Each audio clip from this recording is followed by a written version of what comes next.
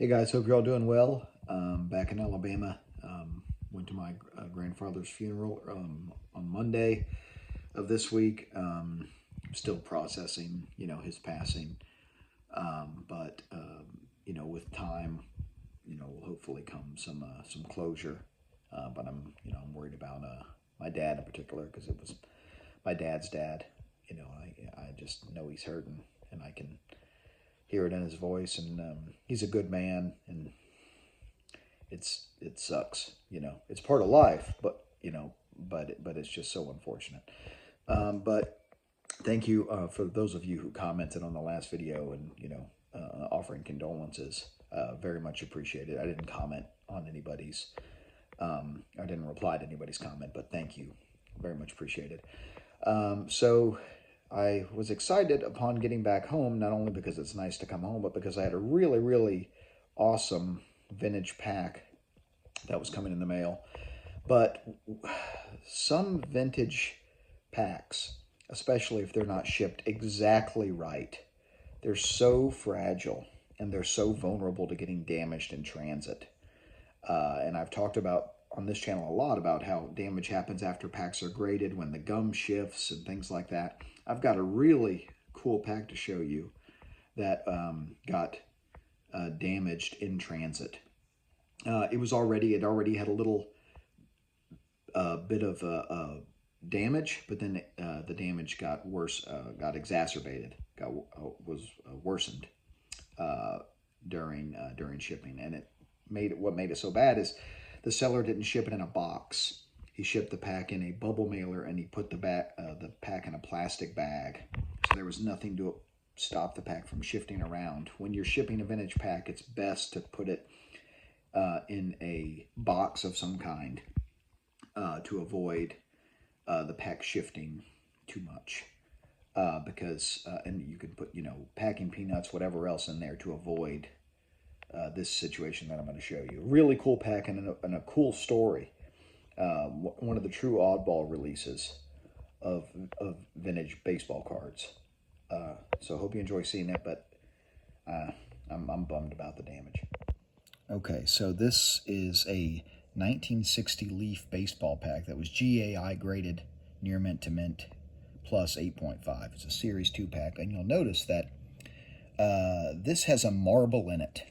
Instead of pieces of gum in 1960, Leaf put a marble in packs with baseball cards. And from what I've read, a lot of the cards came out of the pack damaged because there was a marble in it. But we're used to gum, obviously, in packs. This has a marble in it. Isn't it such a cool wrapper? It is so cool. One of the cool oddball releases, instead of stickers, like we see with a lot of Fleer, instead of puzzle pieces like we see with Donruss, in 1960, Leaf went with putting a marble in. But this creates an issue. This creates an issue long term. These packs were not meant to be kept sealed.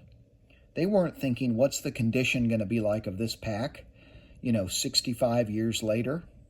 And there was a rip when I bought the pack. There's a truck going by outside. There was a rip when I got the pack, a little tear here, and it's gotten worse in transit because of shifting around.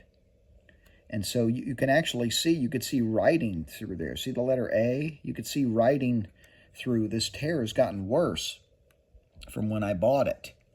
And that's what happens with some of these packs that shift around. And so when you're shipping these items, there's no guarantee that there won't be a shift, right? That does happen, but you have to take extra precaution to make sure the pack isn't going to be moving around too much. And this was put in a bubble mailer in a plastic bag. There was no other protection. Or when you ship packs, unless it's a very low ticket item, which this one is not, you need to make sure that you ship it in a box and that you have a lot of protection in there so the pack doesn't move around, to avoid gum shifting usually. But this time, there was a marble shifting that led to that.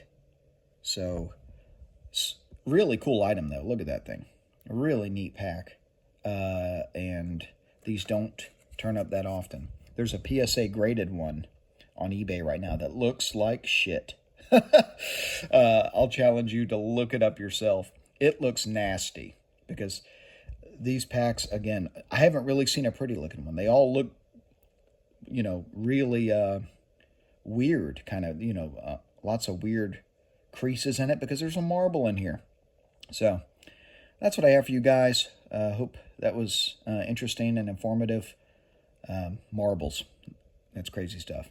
Have a great weekend. Keep collecting vintage and open baseball, everybody.